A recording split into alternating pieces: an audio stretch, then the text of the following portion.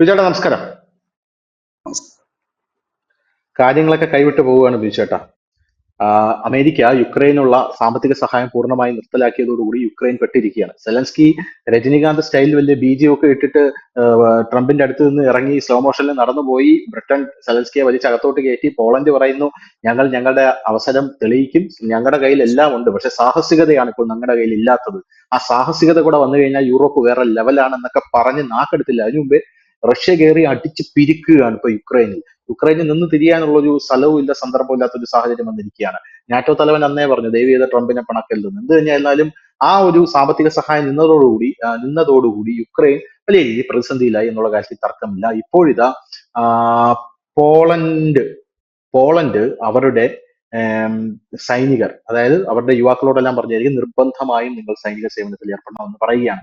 ഒരു യുദ്ധം മുന്നിൽ കണ്ടിട്ടാണോ അവരിത് പറയുന്നത് എന്നുള്ള വലിയ രീതിയിലുള്ള ചോദ്യമുണ്ട്. പണ്ട് നമ്മളൊരു വാർത്ത കൊടുത്തിരുന്നു, അതായത് റഷ്യയുടെ കയ്യിൽ ഒരു ബ്ലൂ പ്രിന്റ് ഉണ്ട്. ഈ ബ്ലൂ പ്രിന്റ് എന്ന് പറഞ്ഞു കഴിഞ്ഞാൽ ബ്രിട്ടനിൽ അവർ ബോംബ് ഇടാൻ പോകുന്ന സ്ഥലങ്ങളിലെ ബ്ലൂ പ്രിന്റ് ആണ്. എന്റെ ഓർമ്മ ശരിയാണെങ്കിൽ ഞാൻ ആ ന്യൂസ് ഇന്ത്യ മലയാളത്തിൽ ഞാൻ ആ വാർത്ത കൊടുത്തത്. 38 സ്ഥലങ്ങളിൽ റഷ്യ ബോംബിടും. അന്ന് എനിക്ക് തോന്നുന്നു മോസ്കോ ടൈംസിലാണ് ആ വാർത്ത വന്നതെന്ന് തോന്നുന്നു. അപ്പൊ അത് നോക്കിയിട്ട് അത് റെഫർ ചെയ്തിട്ടാണ് നമ്മൾ കൊടുത്തത്. അപ്പൊ അതിന്റെ താഴെ ഒരുപാട് കമന്റ് ഉണ്ടായിരുന്നു, വേറെ ആർക്കും കിട്ടാത്ത വാർത്ത നിങ്ങൾക്ക് ഇവിടെ നിന്ന് കിട്ടി എന്നൊക്കെ പറഞ്ഞുകൊണ്ട്. ഈ മോസ്കോ ടൈംസിന് അന്ന് വന്ന വാർത്ത 38 സ്ഥലങ്ങളിൽ ബ്രിട്ടൻ ബോംബിടും എന്നുള്ളതാണ്. ബോംബിട്ട് കഴിഞ്ഞാൽ എത്ര പേര് മരിക്കും, എത്ര പേര് ബാധിക്കപ്പെടും എന്ന് വരെയുള്ള കാര്യങ്ങൾ, അതാണല്ലോ ബ്ലൂ പ്രിന്റ്, അതുണ്ടായിരുന്നു എന്നുള്ളത്. ഇപ്പോ റഷ്യയുടെ ഒരു പടക്കപ്പല് ബ്രിട്ടനെ നോക്കി വരുന്നുണ്ട് എന്നുള്ളത് വേറൊരു കാര്യം. ഇനി യൂറോപ്പ് അടികൊണ്ട് ചത്താൽ പോലും അമേരിക്ക തിരിഞ്ഞു നോക്കുമെന്ന് പ്രതീക്ഷിക്കുന്ന മലയാള മാധ്യമങ്ങളെല്ലാം കൂടെ ഇപ്പോ ട്രംപിന്റെ ഫ്രണ്ട് പുടിൻ എന്ന് പറഞ്ഞാണ് തലക്കെട്ട് തന്നെ കൊടുത്തിരിക്കുന്നത്. സാഹചര്യം എല്ലാം മാറിപ്പോയി. യൂറോപ്പ് വളരെ ഭീതിയിലാണ്. യുദ്ധ സമാനമായിട്ടുള്ള സാഹചര്യമാണ്. പല രാജ്യങ്ങളും സൈനിക സേവനങ്ങൾ അവരവരുടെ യുവാക്കൾക്ക് നിർബന്ധമാക്കിക്കൊണ്ടിരിക്കുകയാണ്. ഈ സംഭവം എന്ന് പറഞ്ഞാൽ ഒന്നെങ്കിൽ ഇത് അടിച്ചു തീരണം. അങ്ങനെ അടിച്ചു തീരുകയാണെങ്കിൽ എല്ലാവർക്കും അറിയാം റഷ്യക്കായിരിക്കും വിജയം. അങ്ങനെയാണെങ്കിൽ റഷ്യ പറയുന്നത് കേൾക്കേണ്ടി വരും. അല്ലെങ്കിൽ എന്ത് ചെയ്യണം, ഒരു ട്രീറ്റിയിലൂടെ ഇത് നിർത്തണം. പക്ഷെ ട്രീറ്റിയിലൂടെ നിർത്തിക്കഴിഞ്ഞാലും റഷ്യക്ക് ഒരു മേൽക്കൈ കിട്ടുമെന്നുള്ളത് സത്യമാണ്. കാരണം റഷ്യ ഇപ്പോ അമേരിക്ക മാറിയ സ്ഥിതിക്ക് അമ്പിനും വില്ലിനും അടുക്കുന്നില്ല, അടിച്ചു മാത്രമേ തീർക്കുകയുള്ളൂ എന്ന് പറഞ്ഞ രീതിയിൽ നിൽക്കുകയാണ്. അപ്പോ യൂറോപ്പ് ആകെപ്പാടെ നാണം കെടുന്ന ഒരു അവസ്ഥയാണ്. ഒരു വല്ലാത്തൊരു ധർമ്മസങ്കടത്തിലാണ് യൂറോപ്പ് എന്ന് പറയുന്നത്. എന്താണ് ഇതിനൊരു പോംവഴി? എന്തെങ്കിലും ഒരു വിഷയം കാണുന്നുണ്ട്? ഞാൻ ഇത് താങ്കളടുത്ത് ചോദിക്കുന്നതിന്റെ പ്രധാനപ്പെട്ട കാര്യം എന്താ അറിയോ? താങ്കളുടെ പല നിഗമനങ്ങളും വളരെ കറക്റ്റാണ്. കാരണം ഇന്നലെ നമ്മൾ പറഞ്ഞതേ ഉള്ളൂ. കാരണം ഈ നമ്മുടെ ജയശങ്കറിനെ ഇംഗ്ലണ്ടിൽ വെച്ച് ആക്രമിച്ചപ്പോ പറഞ്ഞിട്ടുണ്ടായിരുന്നു ഇന്ത്യ ശക്തമായിട്ടുള്ള നടപടി സ്വീകരിക്കും. അപ്പൊ ഇന്നലെ രാത്രി തന്നെ ആ വാർത്ത വന്നു. കാരണം ഹൈക്കമ്മീഷണറെ വിളിച്ചു വരുത്തിയിട്ടുണ്ടായിരുന്നു ഇന്ത്യ. ഇനി നിങ്ങളുമായിട്ട് പല കാര്യങ്ങളും നമ്മൾ നടത്തണമെങ്കിൽ നിങ്ങൾ അവരിൽ എടുക്കുന്ന നടപടി, അതായത് അവരോട് നിങ്ങൾ എന്ത് നടപടി എടുക്കുന്നോ അതിൽ ഞങ്ങൾ സംതൃപ്തരാവണം എന്നാണ് ഇന്ത്യ പറഞ്ഞത്. അപ്പൊ ഇതേ ഡയലോഗ് നിങ്ങൾ ഇന്നലെ പറഞ്ഞിട്ടുണ്ടായിരുന്നു. അപ്പൊ അത് വളരെ കറക്റ്റ് ആയിരുന്നു. പല നിഗമനങ്ങളും വളരെ കറക്റ്റ് ആയിരുന്നു. അപ്പൊ അതാണ് ഞാൻ ചോദിക്കുന്നത്, ഈ ധർമ്മസങ്കടത്തിൽ നിന്ന് എങ്ങനെ പുറത്തു വരുന്നത്, എന്താണ് എന്നുള്ള ഒരു പോംവഴി? അല്ല, ഈ ട്രംപ് സാമ്പത്തിക സഹായവും സൈനിക സഹായവും ഒക്കെ നിർത്തിവെച്ചെങ്കിലും റഷ്യയും അത്ര സേഫ് അല്ല. അവരും വലിയ പരിതാപകരമായ അവസ്ഥയല്ല. കഴിഞ്ഞ 3 വർഷമായിട്ട് ഈ യുദ്ധം എന്ന് പറയുമ്പോൾ നമ്മൾ വിചാരിക്കുന്നതൊക്കെ ഈ പബ്ജി കളി പോലെയോ ഇല്ലെങ്കിൽ ഗെയിം കളിക്കുന്ന പോലെ നിസ്സാരമായ കാര്യമല്ല. ഒരു ദിവസം ഒരു യുദ്ധത്തിന് വേണ്ടി വരുന്നത് കോടിക്കണക്കിന് രൂപയാണ്. വലിയ കോടിക്കണക്കിന് രൂപ എന്ന് മാത്രമല്ല, ഇപ്പൊ റഷ്യ അഭിമുഖീകരിക്കുന്ന ഒരു വലിയ പ്രശ്നമുണ്ട്. കാരണം അവർക്ക് ഈ നിരോധനമൊക്കെ വന്നതുകൊണ്ട് തന്നെ ഈ യൂറോപ്യൻ യൂണിയൻ രാജ്യങ്ങളിലേക്കാണ് അവരുടെ പ്രകൃതിവാതകത്തിന്റെ ഒരു വലിയ പങ്ക് അവർ കയറ്റി അയച്ചുകൊണ്ടിരിക്കുന്നത്. അതിനൊക്കെ ബ്ലോക്കായി കഴിഞ്ഞിരിക്കുന്നു. അവർക്ക് അവരുടെ ക്രൂഡ് ഓയിൽ പോലും ഒക്കെ സുഗമമായിട്ട് കച്ചവടം ചെയ്യാൻ പറ്റാത്തൊരു സാഹചര്യം. അങ്ങനെ ഒരു സാമ്പത്തിക ഞെരുക്കത്തിലാണ്. അപ്പം റഷ്യയെ സംബന്ധിച്ചും ഈ യുദ്ധം ഇനി നീട്ടിക്കൊണ്ടുപോകുക അസാധ്യമായ കാര്യമാണ്. പക്ഷെ യൂറോപ്പിനെ ഭയപ്പെടുത്തുന്ന കാര്യം അതല്ല.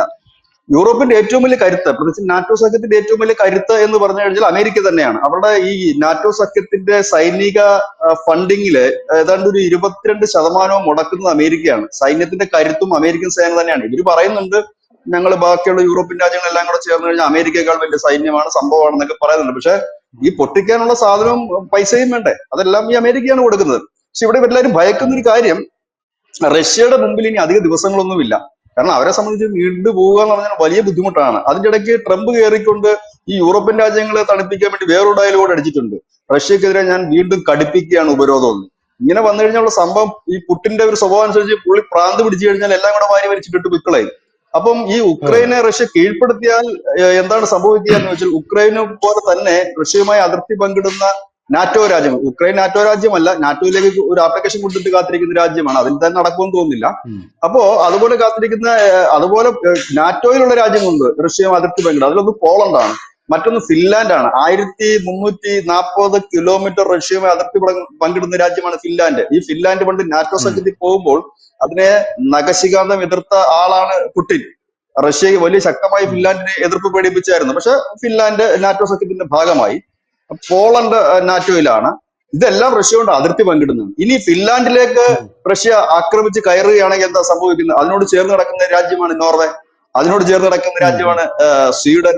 ഇവരെല്ലാം അത് ബാധിക്കും. അതായത് ശരിക്കും പറഞ്ഞാൽ കിഴക്കൻ യൂറോപ്പും റഷ്യയുടെ ഒരു വലിയ റഡാറിലേക്ക് പോകും.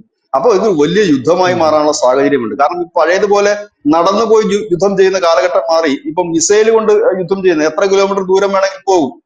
അപ്പൊ നമ്മൾ ഈ പറഞ്ഞ അതെ. ഫിൻലാൻഡ് ആണെങ്കിലും നോർവേ ആണെങ്കിലും സ്വീഡൻ ആണെങ്കിലും ഒക്കെ വളരെ വളരെ ചെറിയ രാജ്യങ്ങളാണ്. അപ്പൊ ഇവിടത്തൊക്കെ ഒരു കടന്നുകയറ്റം അവരും ഭയക്കുന്നുണ്ട്. ഫിൻലാൻഡും ഉം, സ്വീഡനും നോർവേ ഒക്കെ റഷ്യയുമായി നേരിട്ട് അതിർത്തി പങ്കിടുന്നില്ലെങ്കിൽ പോലും ഫിൻലാൻഡിന്റെ ബോർഡർ ആണ് ഈ നോർവേ എന്ന് പറയുന്നത്. അപ്പം ഇതിനകത്ത് കയറി കഴിഞ്ഞാൽ ഇങ്ങനെ ഒരു ചില കാര്യങ്ങൾ വരും.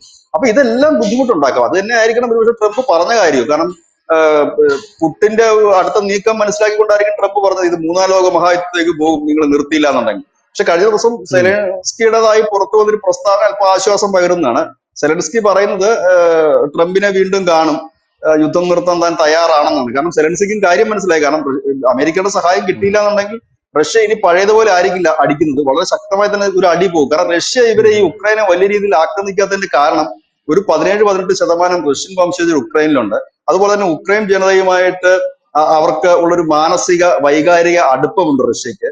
അതൊക്കെ കൊണ്ട് അത് അവരുടെ തന്നെ ആളുകളായിരുന്നില്ല, ഇവരെല്ലാം അവരുടെ ആൾക്കാരായിരുന്നു, USSRന്റെ ഭാഗമായിരുന്നത്. 90, 91 ഉം, കാലഘട്ടങ്ങളിൽ ഇവരെല്ലാവരും ചിന്തിച്ചെറി ഓരോ രാജ്യങ്ങളായി മാറി എന്ന് മാത്രമേ ഉള്ളൂ. അപ്പൊ ഇതൊക്കെ ഉം. കുറെ വൈകാരിക പ്രശ്നങ്ങൾ ഇതിനകത്തുണ്ട്. അതല്ല, ഇത് നേരെ മറിച്ചൊരു ശരിക്കും ഒരു പാശ്ചാത്യ ശക്തി ആയിരുന്നു അവരെങ്കിൽ പണ്ടേ റഷ്യ അവരുടെ കയ്യിലുള്ള മാരകമായ ആയുധങ്ങൾ എടുത്തിട്ട് പണി നടത്തി പോയാല്. ഇത് അവർക്ക് അങ്ങനെയും ചില പ്രശ്നങ്ങളുണ്ട്. അപ്പൊ ഏതായാലും യുദ്ധം ഒരു സമാധാനത്തിലേക്ക് നീങ്ങുക, അല്ല എന്നുണ്ടെങ്കിൽ കാത്തിരിക്കുന്നത് വലിയൊരു യുദ്ധം തന്നെ ആയിരിക്കും എന്നുള്ള യാതൊരു തർക്കവുമില്ല. കാരണം നിലവിൽ ഇപ്പോൾ പുട്ടിന്റെ കണ്ണിലെ ഏറ്റവും വലിയ ശത്രുക്കളായി നിൽക്കുന്നത് ബ്രിട്ടൻ അടക്കമുള്ള യൂറോപ്യൻ രാജ്യങ്ങളാണ്. അമേരിക്കയോട് ഇപ്പോൾ ശത്രുക്കളില്ല. കാരണം അമേരിക്ക ഇത് യുദ്ധം തീർക്കാനായിട്ട് ശ്രമിക്കുന്നു എന്ന് വ്യക്തമായിട്ടുണ്ട്. അപ്പോ എന്ത് പറ്റും എന്ന് ചോദിച്ചാൽ, ഇപ്പോൾ ഈ നാറ്റോ സഖ്യത്തെ അല്ലെങ്കിൽ യൂറോപ്യൻ യൂണിയനെ സൂചിപ്പിക്കാൻ വേണ്ടി ട്രംപ് പറഞ്ഞതുപോലെ ഉപരോധം ഘടിപ്പിച്ചാൽ റഷ്യ അവരുടെ നിലപാട് ഘടിപ്പിക്കുകയും യുദ്ധത്തിന്റെ ഗതി മാറുകയും ചെയ്യും. അങ്ങനെയാണെങ്കിൽ തൊട്ടടുത്ത് കിടക്കുന്ന പോളണ്ടിനെ ആയിരിക്കും അത് ആദ്യം ബാധിക്കുക. ഫിൻലാൻഡിന് അതെ, നേരെയും അതെ. ആക്രമണം ഉണ്ടാകും. പിന്നീട് അത് നോർവ, സ്വീഡൻ വരും. UK എതിരെ പോലും ആക്രമിക്കുമെന്ന് പുടിൻ 2 മാസം മുമ്പാണ് പറഞ്ഞത്. ഞങ്ങളുടെ മിസൈലിന് ഇത്ര കിലോമീറ്ററിന് ഉം, അപ്പുറം പോയി ആക്രമിക്കാനുള്ള കപ്പാസിറ്റി ഉണ്ടെന്ന് മനസ്സിലാക്കണം എന്ന് പറയുമ്പോൾ ആ ദൂരം കൃത്യമായി കണക്ക് കൂട്ടുമ്പോൾ കൃത്യമായി തന്നെ ബ്രിട്ടനിൽ ചെന്ന് പതിക്കുന്ന മിസൈലുകളാണ് എന്നും കൂടെ നമുക്ക് മനസ്സിലാക്കാൻ പറ്റും.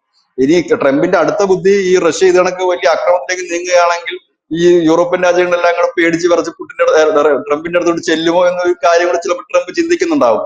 എങ്ങനെയെങ്കിലും രക്ഷിക്കണം, അതെ, അതെ. കാരണം ഞങ്ങൾ പെട്ട് കിടക്കുകയാണ്. അങ്ങനെയും കൂടെ ചിലപ്പോൾ പുള്ളി ചിന്തിക്കുന്നുണ്ടാകും. കാരണം ട്രംപ് ആയതുകൊണ്ട് നമുക്ക് ഒന്നും പറയാൻ പറ്റത്തില്ല. കാരണം അങ്ങനെയും പുള്ളി, അതായത് ഈ യൂറോപ്യൻ രാജ്യങ്ങളെ ഒന്ന് വരുതിക്ക് നിർത്താനായിട്ട് ഒരു വെർട്ടിഫിക്കേഷൻ ആണോ ഇതൊന്നും പറയാൻ പറ്റില്ല. ഞങ്ങൾ നിങ്ങൾക്ക് സഹായം നൽകുന്നില്ല, നിങ്ങൾ എന്താണെന്ന് ചെയ്തോന്ന് പറഞ്ഞ് റഷ്യ കയറിയിട്ട് ഒരു മാരക അടിയങ്ങ് തുടങ്ങിക്കഴിഞ്ഞാല് യൂറോപ്യൻ രാജ്യങ്ങൾ പെട്ടെന്ന് പെട്ടുപോകും. കാരണം ആ യൂറോപ്യൻ രാജ്യങ്ങളിൽ പല രാജ്യങ്ങളും സാമ്പത്തികമായി പ്രതിസന്ധി നിൽക്കുന്ന രാജ്യങ്ങളാണ്. അവർക്ക് ഇത്രയും വലിയ ഫണ്ടൊക്കെ ഇറങ്ങി യുദ്ധത്തിന് പോകാൻ കഴിയില്ല. അപ്പൊ ചിലപ്പോൾ വീണ്ടും നാറ്റോയും എല്ലാരും റഷ്യയും കൂടെ തമ്മിൽ ഒരു സൈനികപരമായിട്ടുള്ള ഒരു ക്ലാഷ് അല്ലെങ്കിൽ ഒരു കൺഫ്രണ്ടേഷൻ ഉണ്ടായി കഴിഞ്ഞാൽ ആർക്കാ സാധ്യത കൂടുതൽ? രണ്ട് രീതിയിലാണ്. ഒന്ന്, നാറ്റോ ഉം, സഖ്യം അത്ര ചെറിയ സഖ്യങ്ങളല്ല, അവർക്ക് ശക്തമായ ആയുധബലവും കാര്യങ്ങളുമുണ്ട്. പക്ഷെ അതിനകത്ത് നാറ്റോ സഖ്യത്തിൽ എത്ര രാജ്യങ്ങൾ ഒറ്റക്കെട്ടായിട്ട് നിൽക്കും ഇപ്പോഴത്തെ കാലത്തിൽ എന്നുള്ളതും കൂടെ ചിന്തിക്കേണ്ടതായ ഒരു വിഷയമാണ്. ഇപ്പൊ പലരും സെലൻസ്കിയെ പിന്തുണച്ചൊക്കെ വരുന്നുണ്ടെങ്കിൽ പിന്തുണയ്ക്കാത്ത രാജ്യങ്ങളുമുണ്ട്, അമേരിക്കയോടൊപ്പം തന്നെ ചേർന്ന് നിൽക്കുന്ന രാജ്യങ്ങളുമുണ്ട്. ഒന്ന്. രണ്ടാമത്തെ കാര്യം ഇറ്റലി. പുട്ടിന്റെ ഒരു രീതിയാണ്. ഇറ്റലി അടക്കമുള്ള രാജ്യങ്ങൾ അങ്ങനെയുണ്ട്. അതായത് ട്രംപ് പക്ഷത്ത് നിൽക്കും, ട്രംപ് ഗ്രൂപ്പുകാരും ഉണ്ട്, അല്ലാത്തവരുണ്ട്. അവരൊക്കെ ഒന്നും അതെ, ഇതിനകത്ത് അതെ. പൂർണ്ണമായി ഇൻവോൾവ് ആകത്തില്ല. അപ്പൊ പിന്നെ ഈ പൂർണ്ണ ശക്തിയിൽ നാറ്റോ ഒരിക്കലും വരില്ല. കാരണം അമേരിക്ക പിന്മാറുന്നു എന്ന് പറയുമ്പോൾ തന്നെ അവരുടെ ശക്തിയുടെ പകുതി അവിടെ പോകുന്നുണ്ട്. പിന്നെ റഷ്യൻ പ്രസിഡന്റ് പുട്ടിന്റെ ഒരു സ്വഭാവ രീതി അനുസരിച്ച് ഇപ്പോഴുള്ള യുദ്ധമായിരിക്കില്ല ഇനി വരുന്നത്. അതിമാരക ശേഷിയുള്ള ആയുധങ്ങൾ എടുത്ത് വാരി വിതറാൻ ഒരു മടിയുമില്ല. ഇപ്പൊ നമ്മള് ഈ റഷ്യൻ വാർത്തകളിൽ കാണുമ്പോൾ നമുക്ക് മനസ്സിലാകും ഉക്രൈനിലെ ചറ പറാന്ന് പറഞ്ഞ് നശിപ്പിച്ചുകൊണ്ടിരിക്കുന്നത്.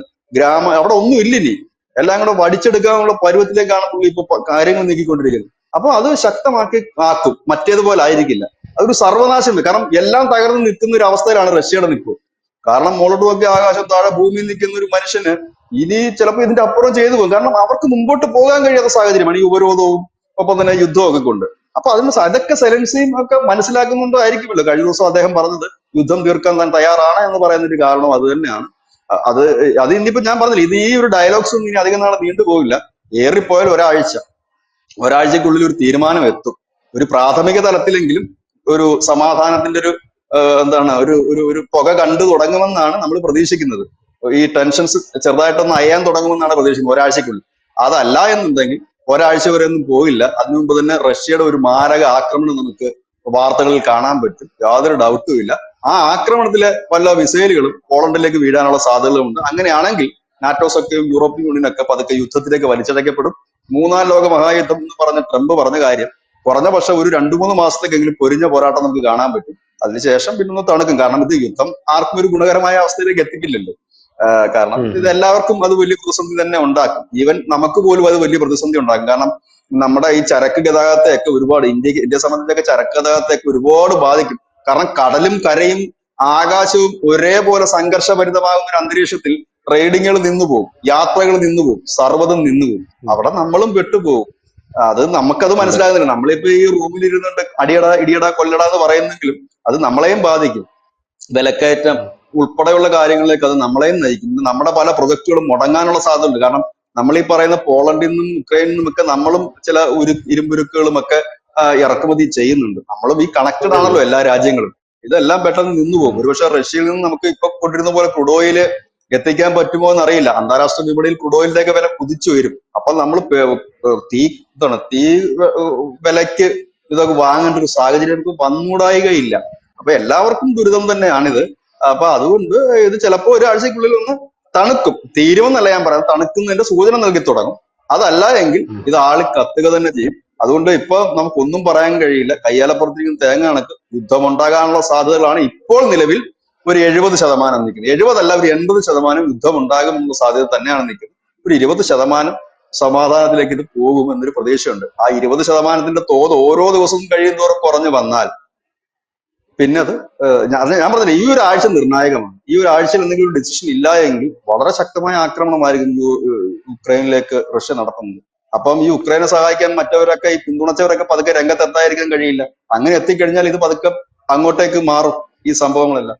ഇതാണ് അതിന്റെ ഇപ്പൊ യൂറോപ്പ് അനുഭവിക്കുന്നില്ലെങ്കിൽ അവർ ഭയപ്പെടുന്നത് ഈ മൂന്നാം ലോക മഹായുദ്ധം. റഷ്യ നമ്മൾ വിചാരിക്കുന്നത് ചെറിയ രാജ്യവുമോ അല്ലെങ്കിൽ ആയുധം കുറവുള്ള രാജ്യവുമോ അല്ല. അവര് ഒരു അന്താരാഷ്ട്ര നിയമങ്ങളും കാര്യങ്ങളും മനസ്സിലാക്കി അങ്ങനെ നമുക്കിപ്പം അദ്ദേഹത്തിന് വേണമെങ്കിൽ പെട്ടെന്ന് തന്നെ ഈ പുട്ടിനൊക്കെ വേണമെങ്കിൽ പെട്ടെന്ന് തന്നെ വലിയ ആയുധങ്ങളൊക്കെ ഉപയോഗിക്കാം. പക്ഷെ പിന്നീട് ആ അതെ ബന്ധങ്ങൾ കൂട്ടിച്ചേർക്കുക വലിയ പ്രയാസകരമാണ്. കാരണം ബിസിനസ്സും കാര്യങ്ങളും നടക്കണമല്ലോ. അപ്പൊ അതുകൊണ്ടൊക്കെ ആണത്. ഒരു നിർണായകമായ ഒരു പോക്കിലേക്കാണ് ലോകം പോകുന്നത് നമുക്ക് ചുരുക്കി പറയാൻ പറ്റും. താങ്ക് യു ബിജേട്ടാ. Thank you so much.